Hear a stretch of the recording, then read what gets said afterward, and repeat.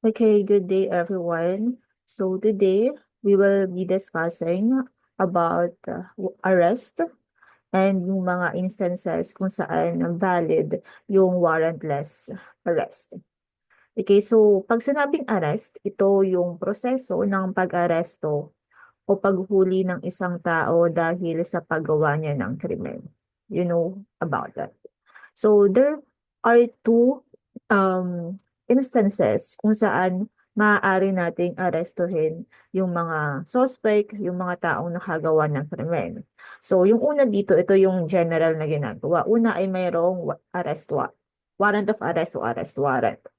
So ang warrant of arrest ay isang opisyal na dokumento na nilagdaan ng hukom na nagpapahintulot sa mga opisyal ng pulisya na arestuhin ang taong pinangalanan sa dokumento. And yung pangalawa naman ay yung sinasabi nating valid warrantless arrest. So, kailan ba natin masasabi na valid yung warrant of arrest? So, ngayon, pag-usapan muna natin yung first situation kung saan meron tayong valid warrant of arrest. So, una ay merong probable cause. Napag-usapan na natin to last time. So, pag sinabing probable cause, ito yung meron bang legal na batayan, may legal bang basihan na may krimen na nangyari. And at the same time na yung taong aarestuhin ay yung taong gumawa talaga ng krimen na yun. Okay, so sa batas, ang probable cause ay isang malinaw na dahilan na umiiral na ang mga pangyayari at sirkumstansya na nagtutulak sa isang resonableng tao sa paniniwalang ang inakusahan ay nagkasala sa krimen na sinasakdal laban sa kanya. Ngayon, katulad ng search warrant, ang warrant of arrest din ay in-issue at nilagdaan ng korte o ng hukom. So, ibig sabihin po, hindi po ang police, hindi ang chief of police, hindi ang piskal, o hindi sino man ang nag-i-issue ng warrant of arrest, kundi ang judge lamang.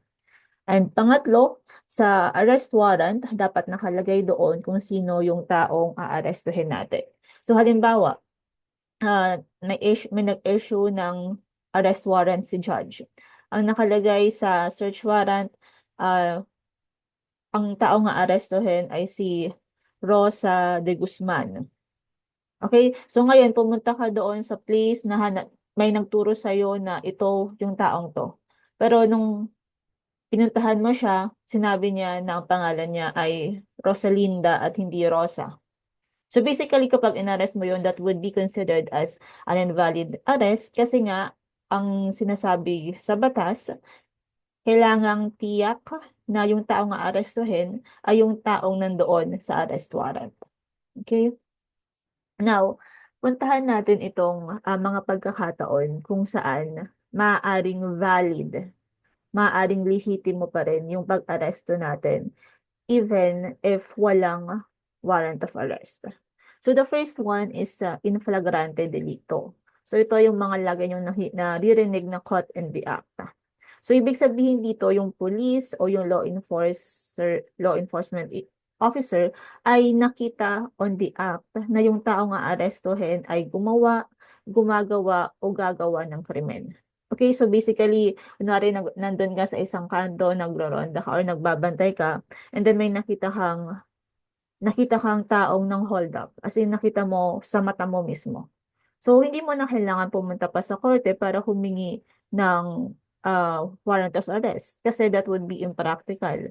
Kung pumunta ka pa sa korte, then makakatakas na yung taong aarestuhin. So, sa mga paganong pagkakataon, even if wala kang warrant of arrest, you can arrest that person kapag nakita mo gumawa siya ng isang krimen na nakita mo siya on the act. So, yung uh, pangalawang instance kung saan maaaring arestuhin ang isang tao even if walang warrant of arrest ay yung hot pursuit arrest. So, dito, unlike doon sa uh, in flagrante delicto, yung police dito ay hindi niya nakita on act na ginawa nung suspect, yung taong yon, yung krimen. So dito, ang one of the requirements dito sa hot pursuit ay nagawa na yung krimen. And then yung law enforcer ay hindi niya nakita on act. But the law enforcer has a personal knowledge na ang taong aarestuhin ay gumawa ng krimen. So, same example, halimbawa, yun, ah, sa isang place, may nagkakagulo. Tapos, sabi nung nakakita, na-hold up daw yung babae. Okay, tapos hindi mo nakita on act na na-hold up yung babae. Pero may nakita ka na dumaan sa front mo na isang lalaki na ang bilis tumakbo na may dala-dalang bag.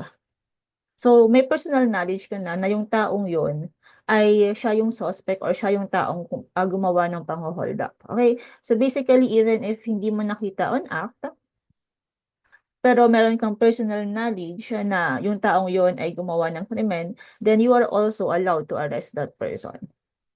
Okay? So, yung third naman natin ay yung mga nakatakas sa mga kulungan o sa mga detention facility. Ito yung tinatawag natin mga escapees. So, basically, even if yung mga taong to ay even if wala tayong warrant of arrest, hindi mo na kailangan ng dokumentong yun para arestuhin yung mga taong naka-detainee or tumakas sa kanilang mga detention facility.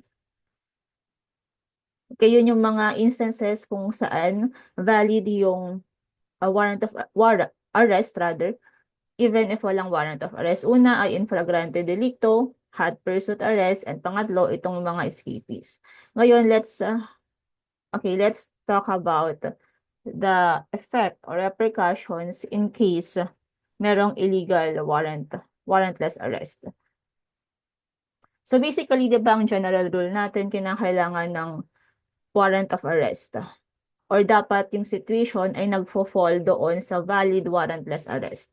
So ano ngayon ang magiging epekto kung hinuli mo yung tao even if wala kang warrant of arrest or hindi siya nagfo-fall doon sa valid warrantless arrest natin. So sabi sa mga jurisprudence and sabi sa batas, madidismiss yung kaso. Ang korte ay ibabasura ang kaso dahil sa kawalan ng jurisdiction o otoridad sa pagkatao ng akusado.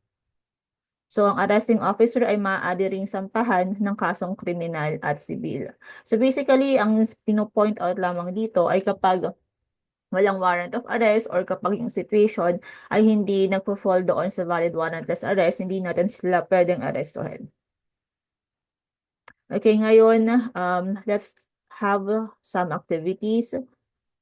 Tingnan natin ngayon kung valid ba or kung may mali ba or kung tama yung ginawa ng law enforcement agency.